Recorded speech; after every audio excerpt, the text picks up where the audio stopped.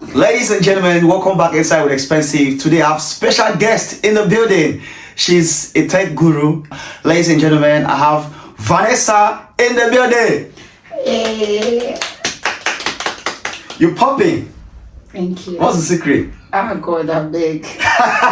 Drinking water, minding your business. Tell me, who style you? Like, you popping. Look at your feet. Look at your jacket. Look at the black. Like, inside black, outside black. Then the jacket is popping. Who style you? Who's your stylist? Tell me. Me, I want to be styled too because you're looking too good. You know. Thanks. I do style myself honestly, and those are, I love black, black, white, and red. Those are like, if you know me, those are my signature colors. Wow. What's your favorite color? White. Prefer white. Yeah. A lot of people say white is not a color. Really? Okay, what about black then? Yeah, but you also say black is not a color. What about red? Yes, you have red. So red is a color. So ladies and gentlemen, I have Vanessa in the building. We're doing a big. Vanessa, tell me, how was your journey moving to the UK? For people who don't know you, what is sitting for the first time and they want to know you. Who is Vanessa? Before we get to start with your joining and all that. Who is Vanessa? Tell us who is Vanessa.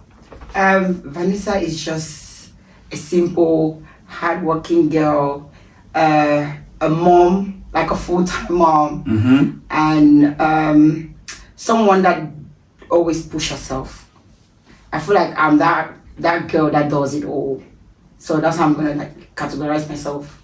Yeah. So yeah, in a nutshell, I feel like moving forward, you get to know me more. I like that, guys. She's an IT guru. She does everything IT. She's got empire entertainment. If you're talking about entertainment, she's a business mogul. Anything business, call Vanessa. If you're talking about money, call Vanessa. She's got all it takes and to make money. Too, don't forget. You see, a mother of 3, and she's looking this sexy. So listen, if you're outside and you're seeing Vanessa, please call her because she's got all it takes. She'll run your empire. She's a IT guru. Anything tech, she's got it. So ladies and gentlemen, I have Vanessa in the belly. So tell us, how was it like moving from Africa to a country you don't know, you don't have family here? How did you start? At what point did you realize, okay, you know what, I'm not gonna make it in Africa? And how was it like? So I moved to the UK when I think was like 18, 19. So I was literally like really moving to the adulthood. And my mom actually, because growing up, I always see videos of people in England, United Kingdom. Wow. I was so fascinated, especially like looking people from like the Oxford, Cambridge University. Wow. So I always had like that zeal, like, okay, I want to go to the UK one day. So then my mom initially wanted like my elder sister to come to the UK. Yeah. But so she was, I think my sister wasn't really feeling it. She was like, you know what? I and Vanessa is someone that she has the energy. Okay. So I feel like she will be more, she will be the best option for you to share. Exactly. So literally I was still very young. So, and I grew up like in a Christian home. Like I didn't know, and they will control your phone and all of that. So I was very naive at the time. So moving to a new country was everything new to me. So yeah, so I moved at that time. So it was really hard. And I think that's how I came in the UK, and I was living with a friend. I think I was in college, and I wouldn't say it was easy because you have to pay bills. Like I was in Cameroon with my parents, like I wasn't paying all of that. So coming to the UK, I had to be like, I have to grow up, and then like you have to do everything, no matter what. You need to pay your bills, you need to go to school, you need to work. So it was pretty much new to me. So yeah, that's how literally I came to the UK. It wasn't easy. I like that. At what age did you move? I just turned, because I moved in, I think 2011. So I just turned 19 at the time. Bro. 19, like a few days after I turned 19, I was already in the UK. What? Yeah, so that was really... You were really young. I can imagine moving from your country to another man's country at that young age. So what were the things you feel like, okay, these things were hard for me when you moved to the UK? Okay, first of all, growing in your African home and in a Christian home, there's some things that don't teach you about social, maybe boyfriend and all that, like how to deal with the buga, socialize. I didn't know all of that. So like I said, I was literally so naive. And in my country, I think when you're an adult, you have to be 21 to do some certain things. Yeah, at 21 years. Okay. So literally, and in the UK I think it's 18. Yeah. So back in my country, I was still like a minor. But in the UK, I had literally had to grow up on my own. Because you were already 19. I was already 19, literally. So I literally had to know everything on my own. And that is how I came here. And less than a year, because I didn't know all of about, okay, how to deal with the man and all that. I was naive. So that's how, when I came, I entered into a relationship. And they always say the person that you meet when you come in this country for the first time, the person either is the person that shapes you, how you move in this country. So because I was so naive, so I got into a relationship, and then literally like after a year, I was already pregnant and I had to give birth. Yeah. So I literally gave birth at 20. So you can imagine. Because I didn't even know, like, you know, like when you have like parents will tell you, okay, if you have a boyfriend, tell me, they'll guide you. But then when you're like in a Christian home, African home, you don't have that. So you don't have that communication with your parents and things like that. So I literally had to learn everything on my own. Yeah, at that age, yeah. So how old is your first child? He's turning 13 on the 12th of this month, God. December. Bro, that's crazy. So when you had your first child, because you were pretty young. Yeah, and it was born on the 12th. That's December? Yep. What? So when you had your first child, because you were here alone, how was it like for you being alone in the UK without your mom, without your father? How was it like? Because I know it was really hard for you to manage with school and also being a mother. So how did you manage to shuffle between those two? And you were young. Who was running your errand for you? Who was pressing your belly? You know, in Africa, when you give birth, they press your mom is going to press your belly. There are some certain food they give you to eat. How did you do it? I mean, honestly, I pretty had to learn everything, like hands-on. You know, once you have a child, you learn everything on your own. You know, I feel like, I don't know if I put like at a certain point, I feel like I was a bit depressed. Wow. You know, postpartum depression, like when you have it, but people when like Africans, we always think that maybe that doesn't exist. Wow. And I always feel like you're so strong. And because I didn't have my family, I didn't have my mom on the side, but the only person that I could rely on was the father of my child at the time. Wow. And he had family as well, so the little they could help. And he too, sometimes he would stay with the child for me to go to school, and then from there I go to work. Because at the time I was doing, I was doing care at the time. Okay. So I have to do that, and then I have to like juggle both at the same time. So it was really, really hard. So if thinking about it, I'm like, how did I even do it? So you were in college? I was in college. When you had your first child? Yeah. So were you going to school with your baby? No. So I would literally like, I'll pump out milk. Okay. And then I would leave it with the dad. For the father. For the father to stay with him, and then I would go to school and then come back. That's crazy. Yeah. So for your food, because I know as a newborn, as a new mom, there's some food you need to eat. Mm-hmm. Who was preparing your food? I was doing it, and sometimes the father of my son was doing it as well. Okay. So yeah, and then he had also family that were living like together in the same house. So it was like a big house as well. So everybody could help any possible way, but most of the time I was also doing the cooking. I like that. Guys, she's from Cameroon. So what was your major challenge at that point when you move into a new country that you have no idea? You don't have no idea how the things here work. You don't have no idea how they operate.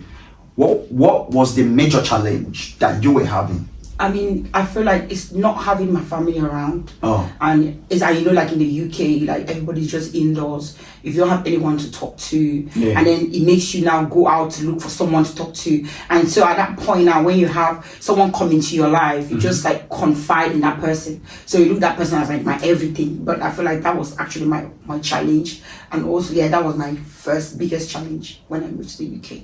Not having family around, because I was literally the only one. Were you feeling lonely? No, I feel like sometimes I'll feel lonely because I had a friend that were living together, but at that time we still have to get to know each other, and we had other Cameroonians that came as well in the same college, but then at the end of the day, everybody needs to move on with their own life. That's right. So so you just meet at school. After that, everybody just got home and life continues. So when you move in, when you got to the UK? How did you meet your partner? How did I even meet him? Oh my God, it's been so long. Tell us, we want to know. Me, I want to know. How did you? Honestly, I'm trying to. You were quite young. How old is he? I mean, How old is your partner? how old is he now? I think he was 40. I think 45. So no, when, no, is he 45? when you He met was 12, when you 12 met him, years older. okay, he was 12 years older than you. Yeah. So how did you guys meet? Because I know he's a Cameroonian as well. Yeah. Right. So I know. between the both of you, who came first? No, he came to me first. Right? Oh no, who came to the UK first? He came first. Oh, okay, so I you met him in the exactly. UK. Okay. He's very learned, so Okay. he actually like also helped me out when it came to academics. Okay. You know, so he was not just my partner like at that time, but he was also like that support system that I needed, like just to guide me and all that during that time. So I feel like he also played like a very vital role in my life during that time. So you can't remember when you guys met? When we met? Yeah. No, we met in 2000. The same year I came in this country, in the UK, we met. Okay. I met him like just like 2 or 3 months after I came. Wow, that's good. That's good. Are you guys still married? We were not married.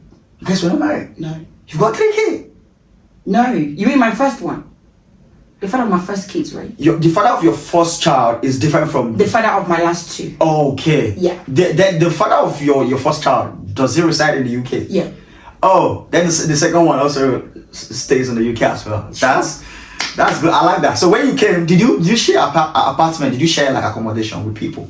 Yes, I did. How was the experience with shared apartment? I mean, it was a bit weird because, like, you know, in Africa, like, you just move and then you have to stay with someone that you don't even know. Okay. Yeah, you hardly met, but the clique was good because you guys need to, and it was a girl, and then we vibed together. Okay. So it was kind of nice as well. But Were you guys all Africans? yeah. All Cameroonian? Yeah, because at the time, like, yeah, well, a lot of us Cameroonians. That's why it was easy for you to relate and exactly to just navigate your way around Yeah. everywhere, because a lot of people have bad experience with shared apartment and all that. Yeah. So what are your Cameroon favorite food that you love to eat? You love to cook, right? Yeah. So what are the before we even go to before we get to your favorite food, what are the things you like to do? What I love to do. Things you like to do.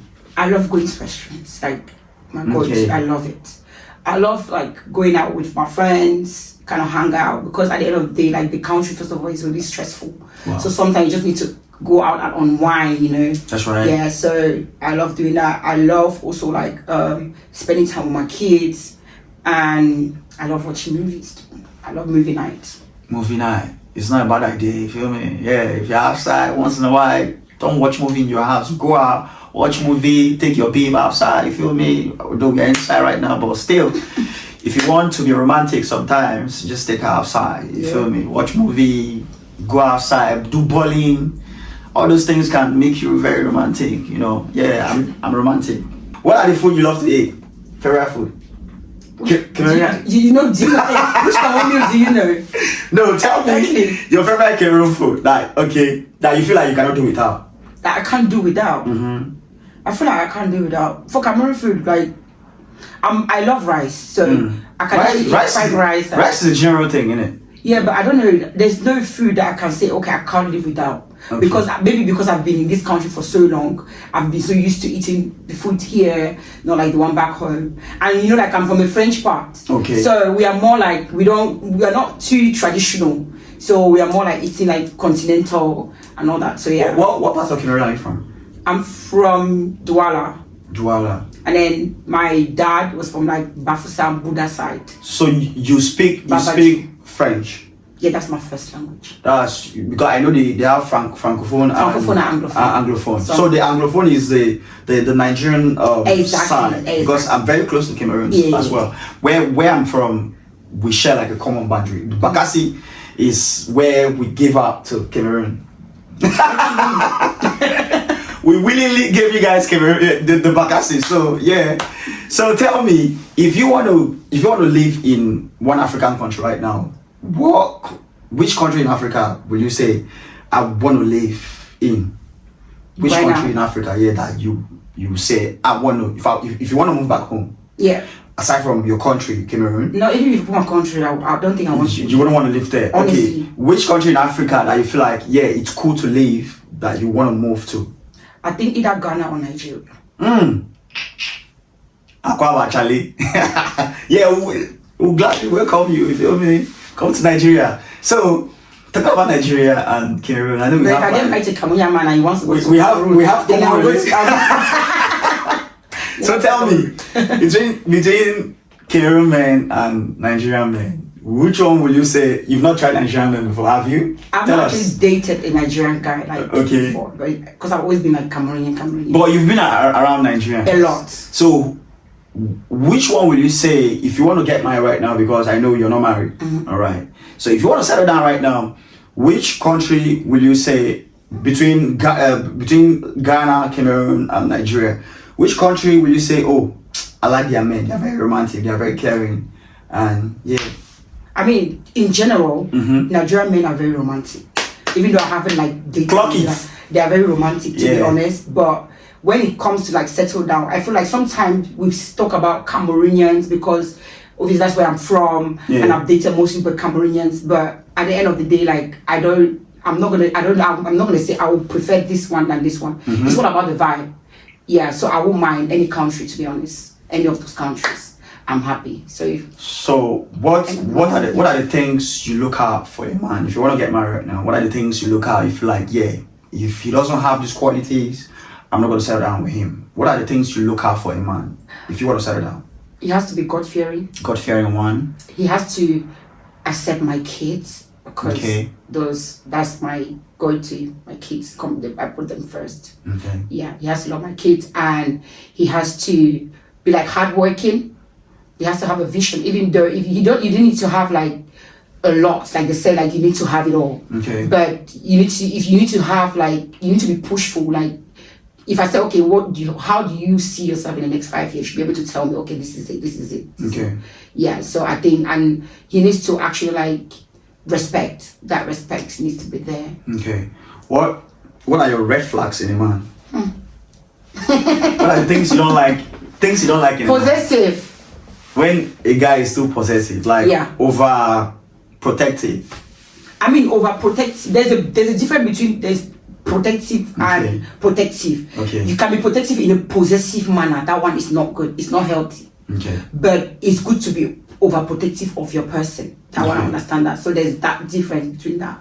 But when the boy is possessive, exactly, and controlling, I don't know. That I don't. So you don't like a man who's controlling? No. So those are your two red flags, right? You don't like a stingy man? No. That will take me to my next question. Exactly. If a man wants to settle down with you right now, how much do you think a man should be earning? When I mean to be earning, I don't have a fixed amount, but you just need to be comfortable to be able to know, okay, if you are together, you can be able to provide. Because I don't put like a price tag on anything. No, I don't. But so far as you can pay the bills, you can provide for the house, for the home, and it's not like, I think that's it for me, to be honest, because I'm not lazy anyway. So, how do you learn how to speak English? I'm bilingual. My mom is Anglophone. My dad is Francophone. So I literally went to both. I studied both together at the same time. Okay, because I know most Cameroonians, like the ones from the Francophone side, right? Yeah.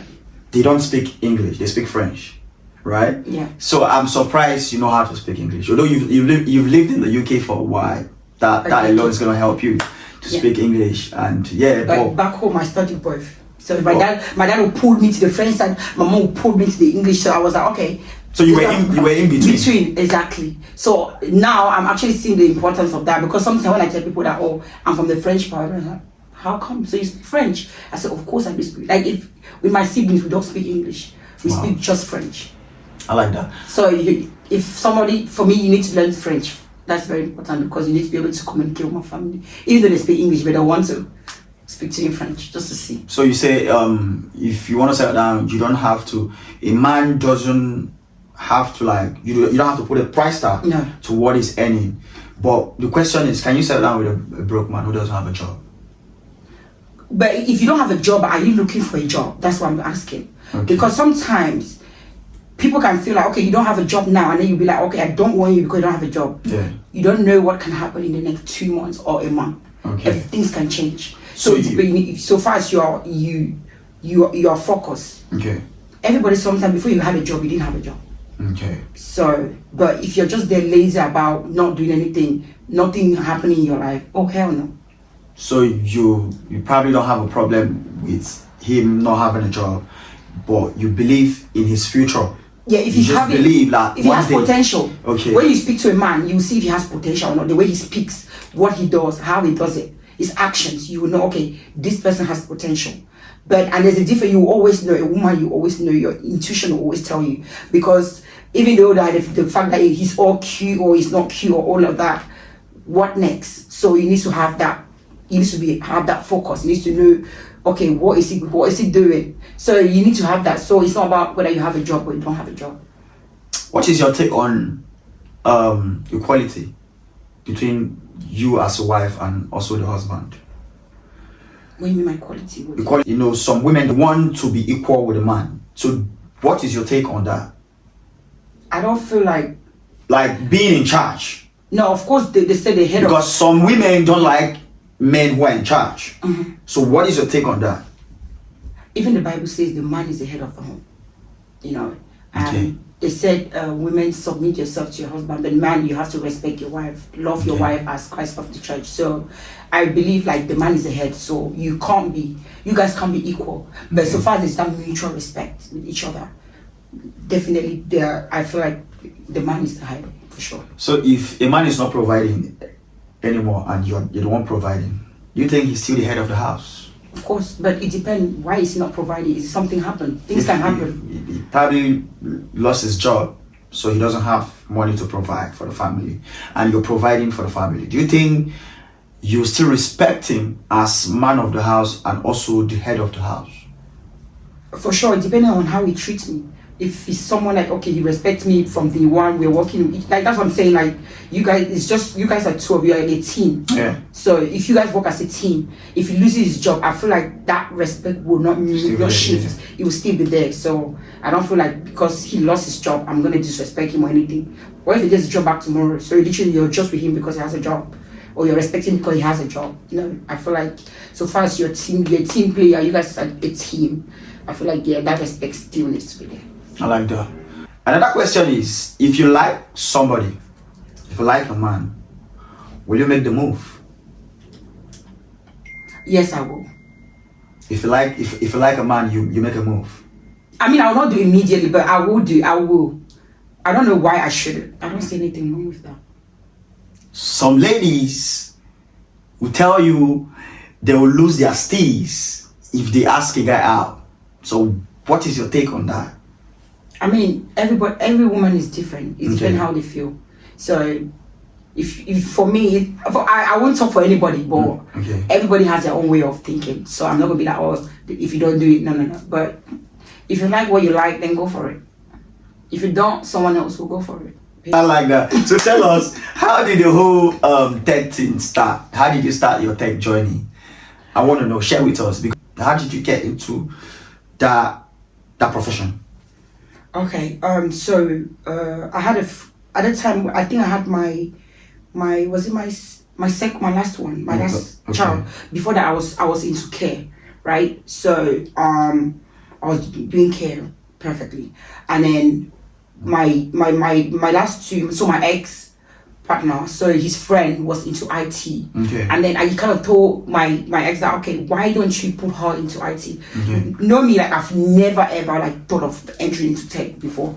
First of all, I wanted to be a lawyer. I came to the UK, I was doing marketing management. I was like, okay, what next am I gonna do? So literally, because I've had those 3 kids, my head was all about kids, trying to just groom them to grow up, in the UK now it's not easy when you have kids and all that, so you have to be there for them. So that's how his friend told him that I can go into IT, and then he came back and he told me okay, why don't you get into IT, go do the course.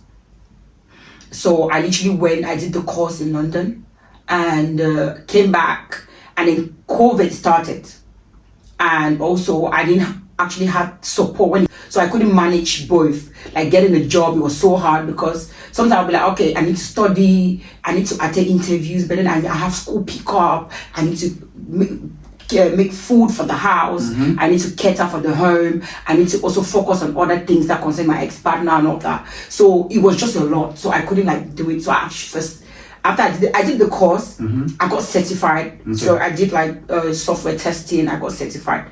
Fair enough, but now to get the job, it was a bit so chaos and all that. And then, but I kept pushing, and then after I had to put my feet again. I went and did another course again in IT again. Yeah. So and then I was like, okay. I think after I separated, and then I was like, okay, now you have 3 kids. What do you do? Are you just gonna sit there and do nothing? You know, you need to put yourself together. So I literally like put my head up, and then boom, I did another course, and within this time I was like, okay, I need to get this job. And then with God so merciful, I mean, you can study, but then you need to put God first in front. That's right. In everything you do, you put God Exactly. first. Yeah. So I just said, God, you see me, like I need this. If you want me to go in, because I was thinking, should I go into nursing or should I like do the IT? Exactly, but because I already have all the experience in IT and all that, I already have the brain. Now it was just how to manage with the kids. So what are the things you do for the IT aspect? What I do? Yeah. There's a lot. So literally I do, it's like a project management, but then in a different way. Okay. I don't want to explain in the tech world, like agile and all that. I know you don't understand that, but it's a bit just like that. So I'm just there to facilitate the developers and my team, just make sure that they do what they're supposed to do. So yeah, I'm just like that agile princess. That's so if people want to reach out to you now for concerning IT, if they want to reach out to you now, what do you think they should reach out to you for? I mean, if somebody has never done IT before, I mean, they can reach out to me because I'll be able to like guide them, because there's a lot of courses that you can do. IT is very broad, and you just need to know what you think you can do depending on your capacity. Some people, they don't like anything too technical. If you don't like anything too technical, there's something I'll advise you, do this course. If you like something technical, I'll tell you that, do this course. But you know, because once you're into IT, you can grow into IT. So, and then you can do like different courses. Because now, even though like I'm doing this one, I'm also like a student as well. I study. Okay, you school as well? Yes. What are you studying? So, I study IT, system analysis and design. Why are you working so much? Are you trying to build? Are you trying to buy a mansion in Cameroon? Tell us. What? Tell us. Mansion. Why are you working so much? No, I just feel like, because I've actually like kept my time so much with the kids, making them to grow up. I feel like now it's time for me to actually invest in myself, and I've been so hardworking. I grew up with my grandma first of all, and my mom too. She's so hardworking. Sometimes I'm like, why are you working so hard? And then I'm like, okay, you're literally the same. Sometimes like I have sleepless nights because like I'm literally like they said, jack of all trades, master of all. I do everything. I like that. Yeah, so that's just it. So I do everything, but now it's just because I feel like it's good for me to actually go back to school. Because I actually stopped that because of my kids. What level are you right now? I'm doing the final year. Oh, okay, so very soon you'll be done. Yeah, normally I was supposed to do like start from year 1. But you know, once you have the brain, you just do the final year. So what is your most challenging thing about this IT? Because people have challenges in it. So what are those things you feel like, in my field they're challenging to you? What are those things? I feel like at the beginning I had challenges because sometimes when you don't know how to maneuver yourself, you know, but with time, like I said, once you are in a good company and you have a good team, that's right, you're just gonna be like a natural. Like right now, like I feel like I know where I am. Like I'm so confident right now of what I'm doing. But like at the beginning when I was starting, it was a bit hard to kind of like, you know, especially when you didn't like have like growing up, you didn't feel like you want to go into IT. But like now you're into IT, okay, what next? So with the great team I have at my work, and I feel like perfect. I can't complain. I don't have any issues right now. What is your most embarrassing moment? Tell me. Embarrassing. Yes. What has been your most embarrassing moment? You feel like, yo, I feel like I was embarrassed. Tell us your most embarrassing moment. I want to know. God, I beg. I don't know. Did I put you on the hot seat? Yeah. Now you're putting me on the hot seat. Now you are putting me on the hot seat. So you've never had like a moment where you feel you're really embarrassed? I have.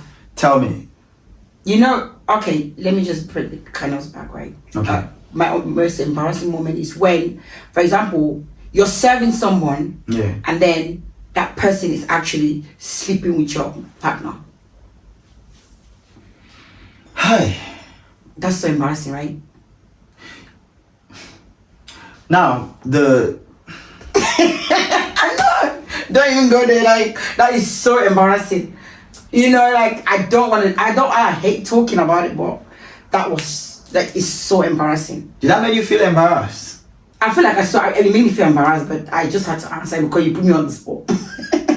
But yeah, that was. How did you know your husband was going out with this person? I mean, this, you know, like that women intuition, right? Yeah. You know, when you know. Was she being bossy? No, not being bossy, but I've been seeing signs, and as a woman, and don't forget, if you're with someone for so long, Okay. and then you see the way they move, and then you will know. You will just know, even though, and I don't forget, they will never tell you into your face that this is it. They will never tell you yes, out of respect, right? Yeah. But you know, but that's why embarrassing, because I literally serve you, and then I not knowing. You're damn. I was like, what the heck? Like, that was just so embarrassing. Okay. Will you want to go back to your husband, even if he said he's sorry? Probably you guys had like a back and forth back then, and now he's back and apologizing. Will you want to go back? Will you accept it now and say, oh yeah, come back, because people have misunderstanding, people have like difficult time, people fight. I mean, I wouldn't say husband. If it's husband, obviously we got married traditionally, that one. Okay, traditionally. Yeah, but you guys are married. Legally, we didn't. Legally, you guys were not married, but traditionally, you guys are married. Yeah, we were. But if he comes back and say, Vanessa, I'm sorry, will you forgive him and say, put the past behind you and move with him? Or you've decided to put the past behind you and you're ready to move ahead? Forward ever, backward never. So you're so you're not ready to go back to him? I feel like right now, sometimes things happen for a reason. Okay. So we've had great moments together, and we've made beautiful kids, and those are the things that I will never ever, like, I will always respect that. Okay. But in life, maybe when something is not for you, it's not for you. Okay. And I feel like, I would say, like, you never know tomorrow. Okay. I would say I know what the future holds, but I feel like right now, it's all about Vancouver right now, what Vancouver wants. Type shit. Clock it. Clock it! I like that. So, tell me, now you said Vancouver Empire. You run an empire, which is the entertainment side. You're also you're into tech. You're schooling. How did you manage those three? You're also a mother. So how did you manage being a mother, taking your kid to school, going to your school, being running your empire for entertainment, then you as an IT? How do you do it? Because it's a whole lot of work for a young girl like you, and you're still looking this good, looking this hot. Look, you can't even tell she's got like 3 kids. At first, when I saw you, I thought you were single and you had no kid. So tell me, how do you do those things? Run a mother, being a mom of 3, IT personnel, going to school, running entertainment empire. How do you do it? I feel like that's the part a lot of people don't know. Sometimes I'm like, okay, the mom part, like just people close that I know about my kids. Okay. Like I don't overshare them like on social media, because I know the way social media is and stuff like that. So I try to share just like once in a while, see them. But running, being a mom, full-time mom, literally on my own, doing all of the errands, it's not easy. sometimes I feel like it's just God and grace, because it's not easy. I don't even know how I do it. And that's the same question that my mom asked me, like, how do you do it? I don't even know. So it's just God. Like, I feel like when I get something, I go to bed, I'm like, how do you do it? You have to go to school, like you said. You have to work full time. You know, you have to look after the kids. You have to provide for them. You know, doing all of that alone. Sometimes I feel like sometimes you feel like I need a break. But I'm like, but what if I have a break? What happens to them? I think that's just what keeps me like going, you know, every single day. But sometimes I just feel like, okay, I just need something to like a break, but I don't have it. I feel like hopefully maybe in the future I will, but right now I don't. So I'm like juggling here and there. What is your biggest motivation? My kids. So Because sometimes at a certain point I was like, I had to either you break and then, or you get up and then you move on. Because I was in the time of my life when I was actually at my breaking point. Okay. So for me to actually be here today, I feel like I've had like very supportive people by my side, because I don't know what I would have done without them at those times. You know, when you start from nothing and then you're like, how do I pick myself from zero? And you have 3 kids. How do you do it? How do you start from scratch? I mean, a lot of people will know, but that is how I started. So that's what keeps me moving, because it's either you fall, you accept defeat, and then you fall, or you pick those pieces of your life. Yeah, when you make mistake, you learn from your mistake. When you fall, you rise again. Those are the things that make life interesting, right? So because if you don't make mistake, you're not going to learn. Yeah. But some people learn from people's mistakes, right? And people learn from the things you've done in the past. If things don't happen, I'm sure you're not going to learn. So it's better you make that mistake now, learn, try to balance yourself, and okay, no, these are the things I need to fix. These are the things that I'm missing. Another question is, yeah, you're a mother of 3. So what will you say? Because a lot of men said they wouldn't want to marry a single mother because they put their kid first. They always put their kid first. What is your take on that? I mean, men come and go, but the kids remain your kids. But just be pregnant for 9 months, okay, and then pushing that child out, and then if a man does that, then you just ask that man, why are you putting so much attention to your kids? Yeah, I think that point you'll be able to understand. I think it's just a mom's intuition, but still, if you have a partner, you still need to put that partner as well first as a priority. So it's just about prioritization, knowing how to prioritize things, even though you have kids, but you still need to know you have a partner, because those kids sometimes they will still grow and then they will go, but then you will still stay with your partner. So you have to balance that. Will you allow your husband to have a side chick? Tell me. Hell no. Why not? I need to be your side chick, your main chick, your whole snack, in fact, your whole everything. I need to be. I like that. So you just want to be in charge? You're mine, You're stingy. I love to be stingy. That one, I agree. I like that. So what are we expecting next? I mean, I have like an all-white party that I'm organizing on the 26th of December. Okay. It's going to be at Get 65, and it comes with a cash prize. You know, it's Christmas, you know. Just do something little for everybody. So we're giving like a cash prize of £100 to the best dressed, and it's strictly white. I'm going to dress and look good. So if you don't wear white, you're not going to be among the candidate that we're going to pick. So it's going to be something that's going to be fair. That's right. And yeah, I think like come prepared, guys. So everybody's invited to pull up. You know how we do it, Get 65, yes, pull up, and then, let's have fun together. Okay, I like that.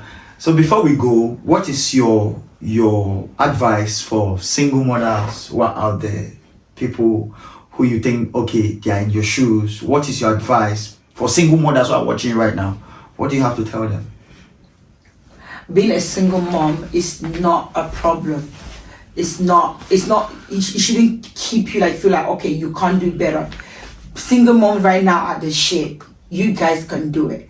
I know sometimes it feels overwhelming to kind of juggle all that and life and all of that, but let me tell you, I've been in that shoe, and I feel like that should motivate you to do more. They say like, use your kids, you want your kids to see you tomorrow and be like, be proud of my mom. So even though you have sometimes those nights where you feel like you're overwhelmed and then you feel like you can't do it, girl, pick your shoes up and then say you can do it. I'm doing it, so definitely you can. So if you see me, you won't feel like what I do. I sometimes like, oh, like jogging, all of that, I know it's not easy, but if you put your mind to it, you can do it. They say, well, women, we rule the world. So yeah, period. Tell us before we go. Okay. Because you look good. Yeah. You have 3K. Yeah. You don't even look like you have 3K. How do you do it? Are you working out? What are the kind of food you eat? Your tummy is flat.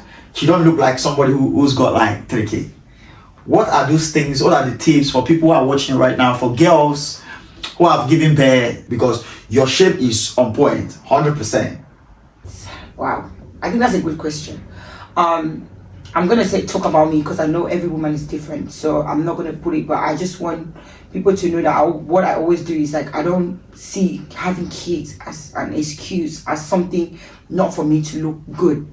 I still need to make sure that even if I have kids, I need to look after my own body as well, because most men are attracted first of all by what they see before they get to know you.